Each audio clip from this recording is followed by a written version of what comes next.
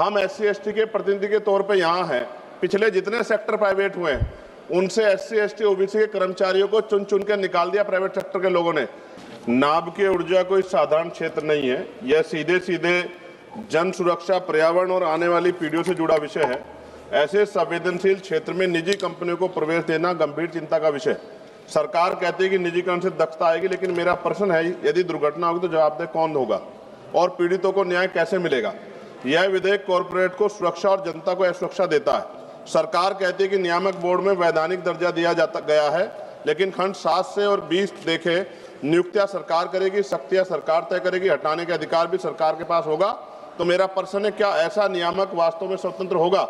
नियामक संस्था को वैधानिक दर्जा देना पर्याप्त नहीं है। सवाल यह है कि वह सरकार और निजी कंपनियों से स्वतंत्र होगी। सभापति जी, हम SC/ST के प्रतिनिधि के तौर पे यहाँ हैं। पिछले जितने सेक्टर प्राइवेट हुए हैं उनसे SC/ST OBC के कर्मचारियों को चुन चुन कर निकाल दिया प्राइवेट सेक्टर के लोगों ने। तो जब ये प्राइवेट हो जाएगा, निजी क्षेत्रों में चला जाएगा, SC/ST OBC कर्मचारियों के अधिकार की रक्षा होगी, इस बात की गारंटी सरकार को देनी चाहिए। खंड 3, 7 और 9 के माध्यम से नाभ के क्षेत्रों में निजी कंपनियों को लाइसेंस और सुरक्षा प्राधिकार देकर प्रवेश का रास्ता खोला गया है, लेकिन मेरा प्रश्न, क्या मुनाफे पर चलने वाली कंपनियां सुरक्षा को सर्वोपरि रखेंगी? महोदय, परमाणु दुर्घटना की कीमत कंपनी देश की जनता को चुकानी पड़ती है। खंड 11 से 15 स्पष्ट करते हैं कि नाभ के दुर्घटना की स्थिति में जवाबदेही को सीमित और नियंत्रित कर दिया गया है। यह विधेयक 2010 के नागरिक नाभ के दायित्व कानून की मूल भावनाओं को कमजोर करता है। खंड 12 और 13 में प्राकृतिक आपदा, आतंकवाद जैसे वाहनों के तहत देयता से छूट और सीमा तय की गई है।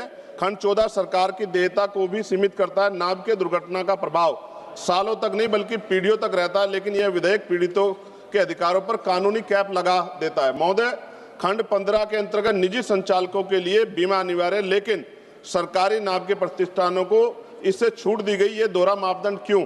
क्या सरकारी संयंत्रों में दुर्घटना नहीं हो सकती है?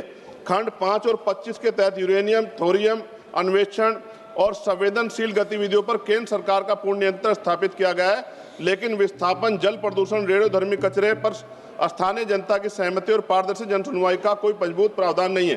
अंत में सभापति जी, हम विकास के खिलाफ नहीं, लेकिन जन सुरक्षा कीमत पर विकास स्वीकार्य नहीं। इसलिए मेरी मांग है कि इसको JPC में भेजा जाए। धन्यवाद। जय भीम, जय भारत।